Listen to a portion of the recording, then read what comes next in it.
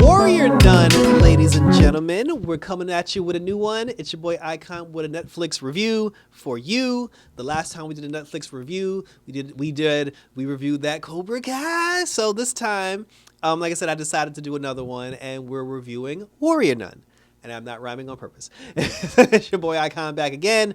We are definitely going to follow this one all the way to the end. I'm going to do it episode by episode like I always do, like I did with Cobra Kai. But before we get started, because this is season 2, episode 1, titled Galatians chapter 6, verses 4 through 5. Before we start at the new, we have to go back to the old.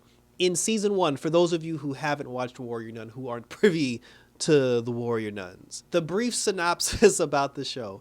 There's a regular girl who was an orphan. She was not a nun. She died, and she was bestowed upon the gift of the magic halo. The magic halo is what grants the warrior nun her power.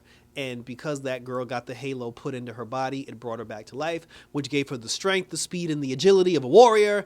And she fought alongside the Vatican. Although because she was an American girl, an Americanized girl, and she wasn't hip to all the Christian Catholic mumbo jumbo, she basically fought against all the teachings when the nuns took her in and tried to teach her the ways of the warrior. She obviously said the nay. There was a black woman who was a part of the warrior group, but she wasn't a nun. Her name was Shotgun Mary, and the two of them kind of bonded a little bit throughout the course of the show. The warrior nuns, they're basically protecting the Vatican. Like, that's their job. They protect the Vatican and the secrets of the Catholic Church. Towards the end of the season, because there are different types of characters. There's like one character who she said that she was cast out of, her family for undisclosed reasons. Basically, she was a lesbian. There's, like the den mother, who is perceived as like one of the bad people, but she was just like a hard ass and like good at heart. And then there was the priest, who was the guy that oversaw the warrior nuns, and he was like I don't want to say their caretaker, but he was basically the guy who was kind of like in charge of the warrior nuns. He turned out to be the bad guy. And they blamed, throughout the course of the entire season, we thought the bad guy was going to be the Pope. But in the end, it wasn't the Pope. It was actually the priest who was with them the whole time. This whole thing was basically leading up to a final showdown between the current warrior nun and the girl who plays the warrior nun. Her name is Ava. I keep calling her Katniss Everdeen because she's like the spitting image of, like, there's like this look that Hollywood goes after, where it's like Kitty Pryde from X-Men, Katniss Everdeen. This girl looks exactly like that type of girl. Like she has that type. So when I saw the casting, I thought it was really funny. But she, they said, but she's trying to come to terms with being a part of the warrior nunnism because she rejected it throughout the course of the whole damn series. The whole first season is about her not wanting to do this shit, and then she eventually ends up doing it. But they're gearing up because back in the day, like the original guy, there was this guy, his name was Ariel. He's the character who is perceived as the devil. He's the one who, I guess he was the original Halo owner, and the Halo was placed into the very first nun, and then that nun became a warrior. But Ariel, he sought out to use the power for evil or whatever, and then they imprisoned him, and then the nuns were charged with not letting him out of his prison and making sure he doesn't return. Obviously, for the sake of drama, he returned, and after he returned, he whooped all the nuns' behinds. And in the season finale, we had all the nuns, well, the surviving nuns anyway, because there was a lot of betrayal going on between other nuns. There was like evil, like steroid nuns. These were nuns that got kicked out of the warrior nun school, and then they came back working for Ariel, and they were all like evil and shit. But in the season finale, the final scene that we got, it was Ariel who created like his demon army, and then we had like the Katniss Everdeen character Ava. We had her and the friends that she made along the way, the warrior nun friends that she made along the way.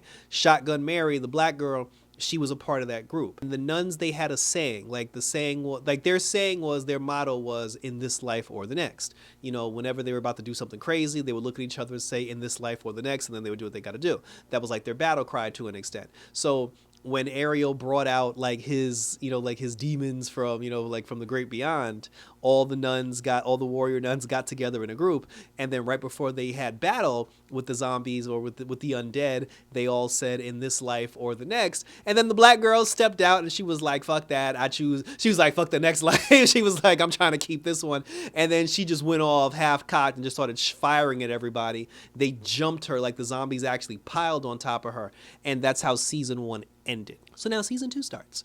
When season 2 starts, it picks up, from that scene where it shows, like Shotgun Mary, getting jumped by all like the undead people, and then the ones who, like the other nuns that were still standing together in a group, they got whisked away by like some magic power. I assume the Halo did that, because there's a lot of things about the Halo where the Halo can do that's based on that's based on Ava's emotion. So maybe Ava desperately wanted to be out of that situation, so the Halo used its power to get her out of the situation and all the nuns that were currently with her. It's unclear as to whether or not when they all got like whisked away, it's unclear as to whether or not they all ended up in the exact same place, because not everybody's together when season 2 starts. They said that Shotgun Mary died, which I still think is bullshit. She ain't dead, because she's the only black character on the show. You ain't gonna kill the only black character on the show. So they try to say that Shotgun Mary, she dead. There was this other girl who died in season 1, and then she came back to life, and now she has like Wolverine powers where like her nails grow, and then she just goes around like slicing people's arms off. She's actually looking for Shotgun Mary. She ran up on the priest who betrayed them in season 1, and then he trapped her, and then he was like, oh, Shotgun Mary's dead, and you're gonna die too, and then he sicked his minions on her, and then she basically cut them all to shreds. The girl who was kicked out of her family society for being a lesbian, her and Ava clicked up together, and they're hiding somewhere in like Portugal, I think, or like Brazil or whatever. Like but they're still investigating Ariel and like, and whatever villainy he's planning to do. But they are hiding out because now that they know that Ava has the Halo, Ariel is on the hunt for the Halo because he wants the Halo for himself. So like I said, they're hiding in Portugal.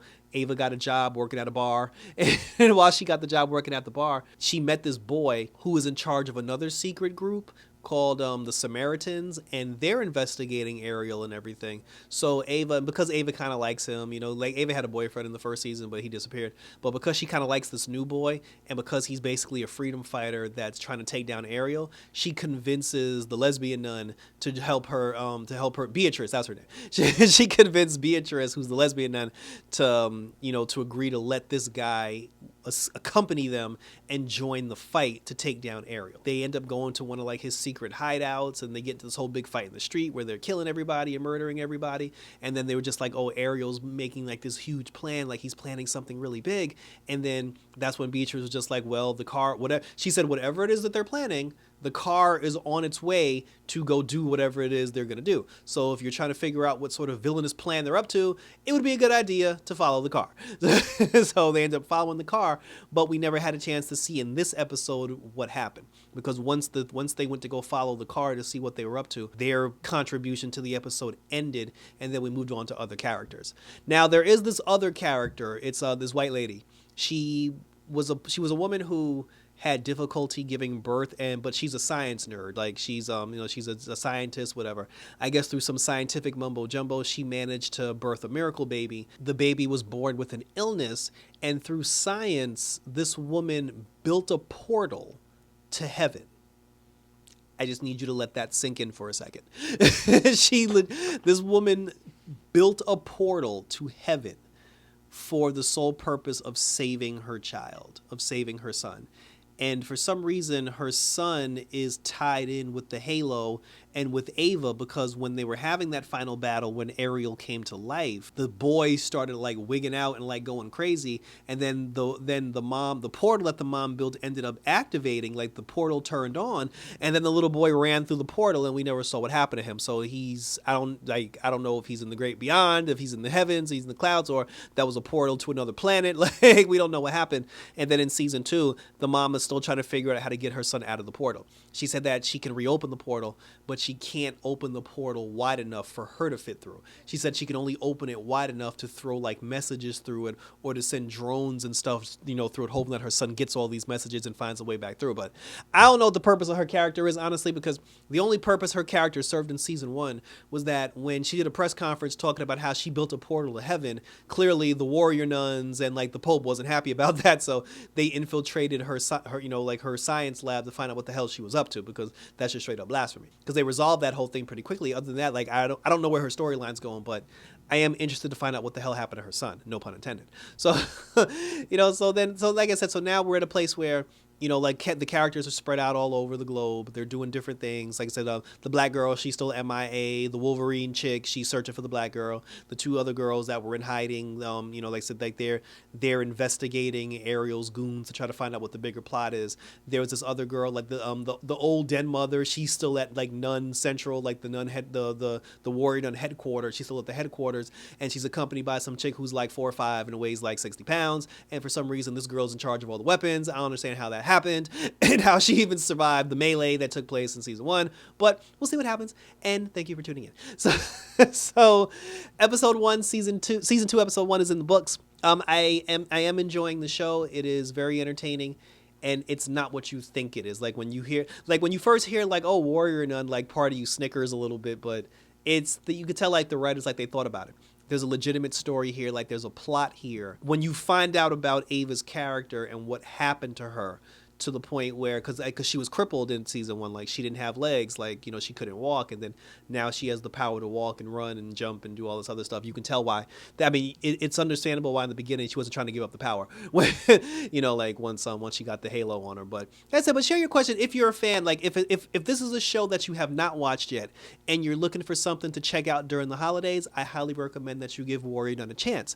If you're already watching Warrior Nun, then share your questions, comments, and or concerns. What did you think about season 2, how they handled it? Because we were supposed to get like this big battle between the nuns and Ariel, and then when season 2 starts, we find out the battle never actually happened. So share your thoughts on that, each character, because now the characters, now that they're on the run and now that they're hiding, they're no longer dressed in their nun attire, because the whole season 1, they had on the traditional nun outfits, they had their hair covered, like their bodies covered, all you saw was like their faces. But now in season 2, because they're on the run, everybody got their hair out, they got their joints out, the hips are showing and everything. So share your questions, let me know which character you like, who you're interested in, and where you think things will go from here. Check me out on Instagram and on Twitter, always on YouTube, where you can leave your questions, comments, and concerns. Hit the notification bell so you get notified when my videos pop up, because we got Stargirl on the channel, which is on a 2-week break for the holiday season. Happy Thanksgiving to everybody. I got my review for Black Panther on the channel as well, Wakanda Forever, and we still got Titans on the channel as well. And on December 3rd, we have the returning Doom Patrol. So that was it, guys. Thank you for tuning in as always. Until next time, when we do our second Warrior Nun review, because this is Netflix, so I ain't got to do the week to week. I'll just put them up when I'm ready to put them up. Until next time, keep the faith, and we're out this... Well, I can't say that.